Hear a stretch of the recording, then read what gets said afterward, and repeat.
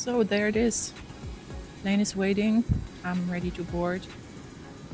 It was quite a ride because thinking about what to expect, how the emotions are going to overwhelm me or not. It took me roughly 2 hours to get from the airport in Iași to Botojan in Romania to the public shelter. So that was a quite a drive, just because the country is really, really beautiful. I didn't expect it to be that beautiful. It was a great drive on one hand, to be honest, because you've seen so many cute little towns, beautiful nature. It was amazing. But then on the other hand, you're thinking what lies ahead of you. You don't know what to expect, how you're going to feel. It was definitely a lot of time to think. But yeah, then I finally arrived at the shelter and it was overwhelming. Here you can see the new sector for the puppies, which is under construction at the moment. But the other sheds, it's just huge. So I was walking through the rows, and there are roughly 800 dogs in that shelter. It's a no-kill shelter, but honestly, how am I supposed to find homes for all of them? And they're so adorable. And this happened. This cute little puppy, he was hurt. So we took him out the cage.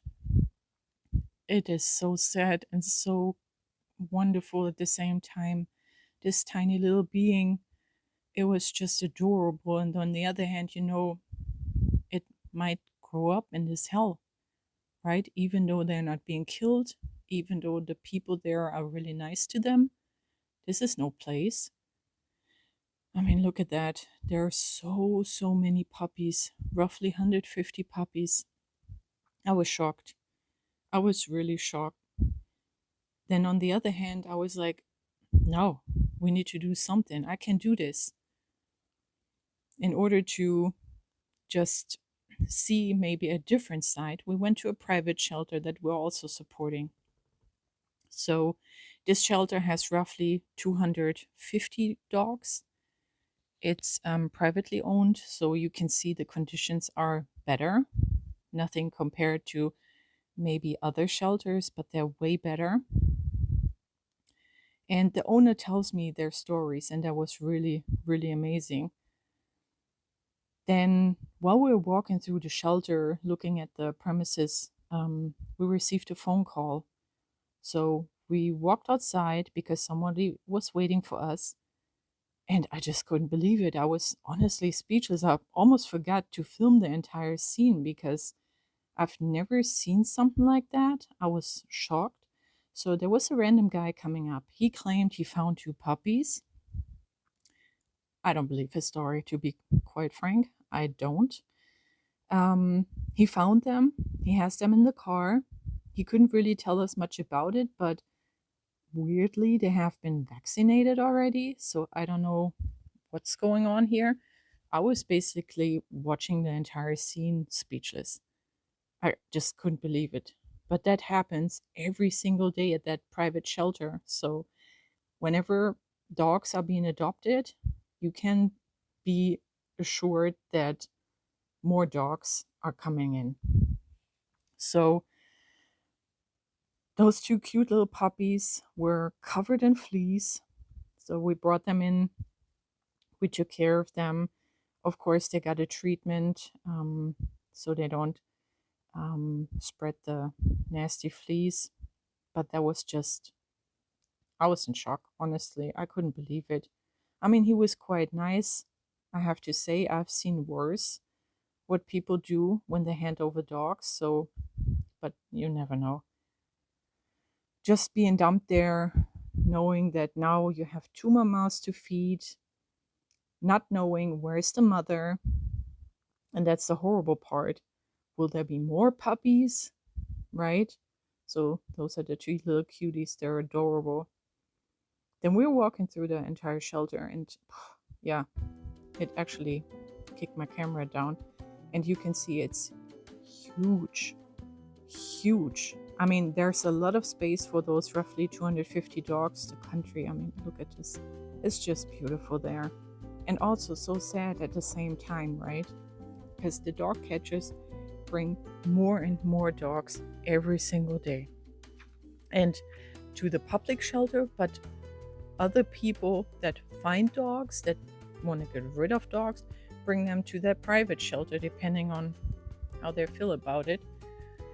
So that was, I can tell you, it was rough, right? So we're going back to the public shelter to see what's going on there, because there's so much work. It will never stop, right? There's just so much to do. So we went back, and the day seems so much shorter than a regular work day. And of course, here we go, a mom with her puppies. So the dog catchers came while we were gone and brought more dogs. And now, I showed you at the beginning, the puppy sector is being reconstructed. So there is no space at the moment. So I was devastated, honestly, because I've seen it and I knew we have no place to put them. That is actually quite sad, but I mean, there is more to do. So like I said, there is of course the promotion and taking pictures so those dogs eventually find a home. On the other hand, there are so many little things that can be done, like for example, the little dog houses. A lot of them are destroyed, so you could repair them. What I'm doing here now is washing the bowls out because they're just disgusting. The water bowls are filled with, I don't know, whatever is stuck in those bowls. It's really, really nasty. And of course, then you don't need to wonder why the dogs get sick. So you sit there for hours and just scrubbing bowls and buckets and whatever. After doing that for quite some time, I was going back because I knew there was a mom brought in by the dog catchers that was pregnant. And then we see, and she was doing some weird things until we realized, oh, she's actually tearing that house apart, that doggy house, to build some kind of nest for her puppies because she was ready to give birth. And it was so heartbreaking. It still makes me emotional because then we seen this little puppy laying there, and we realized it's yeah, we tried, but it was dead already. It was gone.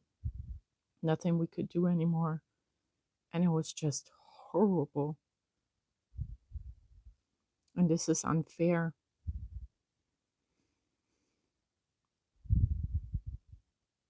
Sorry, just I have really a hard time going through those videos again, watching the pictures, watching the videos, seeing all of that. When you're there, honestly, you're so busy, you're so overwhelmed, you don't really have time to process it. But moments like that, and now looking back, watching the video, it's like, okay, that was really taking a toll. So, well, going back, taking pictures, making sure none of the other dogs are hurt because sometimes they get in fights, right? Checking on the mom again. Now she had some more babies, and she was taking good care of them. A lot of them were okay at first. She was really, really big, so we expected more babies to come. At the end of the day, we had 10 babies and only 5 survived. So that was another really horrible experience. It's no place for any dog, right? But it's definitely not a place to be born in. You can see we're not even able to put blankets or any type of cushioning in there. So it's just horrible. And like I said, this is one of the better shelters because they're very caring people, volunteers that help here every single day. And it's amazing. And they love those dogs so much. But since it's a city owned shelter, there's only so much you can do. So we all of us are trying to do the absolute maximum, which also means things like fundraising, right? There's never enough money to do what you want to do. And that's another really heartbreaking part, to be honest, because you want to do so much. And then you watch them, they jump against the fence, and they're actually, most of them are super friendly. But if there's someone coming close, they're scared. You can see he's running into his little shed. So there's a lot going on. The problem is you cannot show people those type of videos, so you really need to take the time to go in, and then they can slowly approach you, and people see that they're actually friendly. Right now they're just scared. But if you post videos like that, no one will adopt them because people believe they're aggressive, which they're not. Most dogs are not aggressive at all. So thinking about having 800 dogs in a shelter, going into every single cage, trying to interact with each one of them just to show their character and how they react towards humans, it takes a lot of time. And you just know the time is so limited and you want to do so much that's hard. And I hear a lot, honestly, from people telling me, oh wow, I couldn't do that, I couldn't go to that shelter and see all that. I can't do it either. And now, watching the videos again, I see that it definitely took a toll on me. I wasn't really aware of it at the time because you just have to push through it. But you have to, because they have no choice and they need a chance, and all of them are so adorable. I wish I could have taken them all. And I'm definitely going back. But this journey is not done yet, so check out the next video to see what else is happening, because a lot of stuff happened. So stay tuned, subscribe, and check out the next video.